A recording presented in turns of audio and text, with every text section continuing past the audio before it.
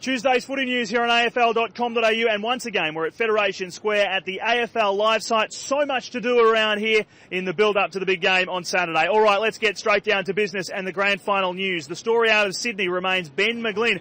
Will he or won't he come into the side? Of course, he needs to test out that hamstring fully. The question is, did he train earlier today? Has he trained after the session? No straight answers from the Swans at this stage. Of course, keep clicking back for updates. If we get any more, we'll let you know. But the suggestion is he really is going to have to put that hamstring to the test before a decision is made to allow him to come back into the side. Very much touch and go at the moment with Ben McGlynn. Another storyline out of the Swans is Josh Kennedy, of course, the grandson of John Kennedy Sr., the son of John Kennedy Jr., a former Hawk himself, playing in the Swans colours. It's an interesting one, isn't it? You've got to suspect that his family, a lot of his family, is going to be barracking for the Hawks on Saturday.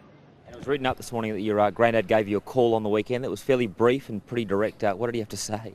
They're always pretty brief and direct. That's just how he operates. But it was just about trying to stay focused on Saturday and making sure that I bring my best and just to take the ball and try and keep it as simple as possible.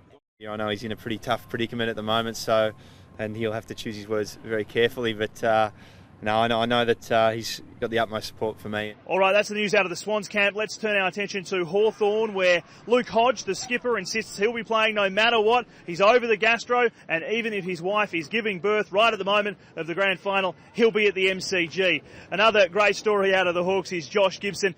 Always good fun to talk to, and he cannot wait for the big match. Yeah, obviously it's a pretty special feeling to be going to play in the granny, and had a couple of prelim losses, and I guess probably the early ones, especially the first one at North. You don't realise how often you get a chance to play in them. So look, definitely grateful that we won last weekend, and I feel like can relax a little bit and just enjoy the week, and really looking forward to getting a chance to play in a granny this week.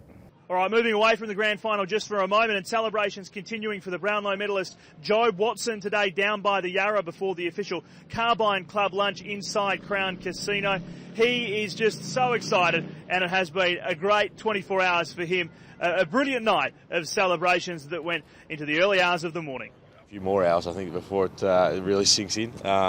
But it still feels a little bit surreal. It's sort of been on a few other people's necks over the last couple of hours, so I think a lot of people enjoyed having a few drinks with it on.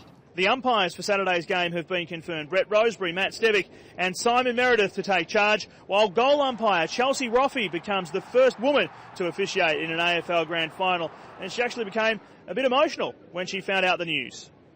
Been dreaming about this day for a long time, but getting the phone call, I was pretty much speechless. And then I think Jeff sort of said congratulations, and I teared up and sort of had a bit of a cry. So it's a bit girly, isn't it?